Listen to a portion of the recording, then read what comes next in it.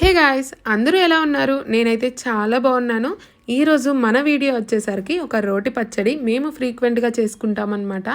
దీన్ని మేము జోమ్ పచ్చడి అంటాము. ఎందుకంటే బెండకాయలతో చేస్తాము. ఆ జిడ్డు ఉంటుంది కదా స్టిక్కీగా, అందుకే జోమ్గా ఉంటుందని జోమ్ పచ్చడి అంటాము. మీకు తెలుసా? తెలిస్తే కమెంట్ చేయండి. అండ్ రెసిపీలోకి వెళ్ళే ముందు నా ఛానల్ని ఫస్ట్ టైం కనుక విజిట్ చేస్తే తప్పకుండా సబ్స్క్రైబ్ చేయండి. అండ్ సబ్స్క్రైబ్ చేసుకొని పక్కనే ఉన్న బెల్ ఐకాన్ని క్లిక్ చేస్తే ఆల్ అనే ఆప్షన్ కనిపిస్తుంది. అది క్లిక్ చేయండి. నేను ఇలా వీడియో పెట్టగానే మీకైతే నోటిఫికేషన్ వచ్చేస్తుంది.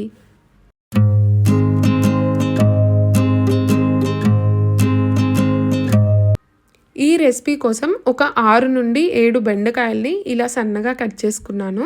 ఇంకా 6 నుండి 7 పచ్చిమిర్చి తీసుకున్నాను. ఇవి మీ ఘాటు అంటే పచ్చిమిర్చి ఘాటు ప్రకారం తీసుకోండి.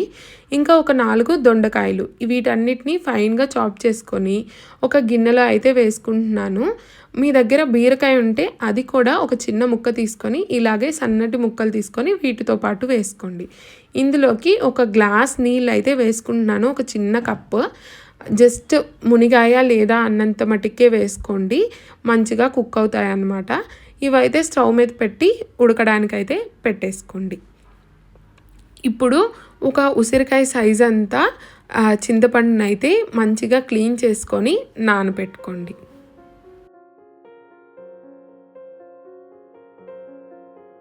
బెండకాయ ముక్కల్లో నీళ్ళన్నీ ఎగిరిపోయేంత వరకు ఉడకపెట్టుకోండి.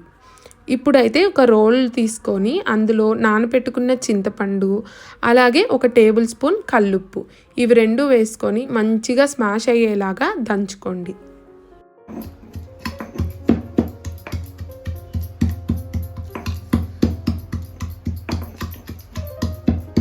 రోట్లోనే దంచుకోండి, చాలా మంచి టేస్ట్ ఉంటుంది. ఒకవేళ మిక్సీ అయితే మాత్రం పల్స్ మాత్రమే యూజ్ చేయండి.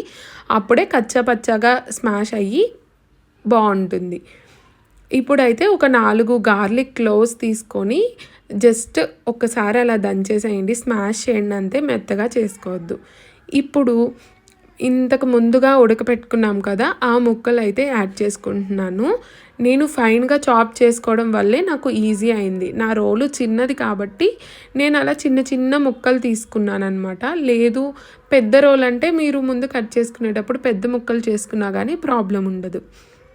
సో నేను చిన్న ముక్కలు తీసుకున్నాను కాబట్టి నా ఈ చిన్న రోల్లో ఈజీగా వచ్చేసింది పని. అది కూడా 2 బ్యాచెస్లా వేసుకున్నాను. ముందు కొంచెం వేసుకొని దంచుకొని మళ్ళీ మిగిలిన ముక్కలు వేసుకొని మంచిగా అవి మెదిగేంతసేపు దంచుకున్నాను. ఆ ముక్కలన్నీ మంచిగా మెదిగిన తర్వాత సన్నగా తరుక్కొని ఉల్లిపాయ ముక్కలు అయితే వేస్తున్నాను. ఇదైతే నేను జస్ట్ కొంచెం ఒక 2-3 సార్లు అన్నాను అంతే. ఎందుకంటే ఆ ఉల్లిపాయ ముక్కలు పెద్దగా ఉంటేనే పచ్చడిలో చాలా బాగుంటాయి. మీరు ఎప్పుడైనా తిన్నారా రోటి పచ్చడిలో ఉల్లిపాయలు? నాకైతే చాలా ఇష్టం. అంతే, వేడి వేడి అన్నంలో ఈ పచ్చడి వేసుకొని నెయ్యి వేసుకొని తింటే ఆహా!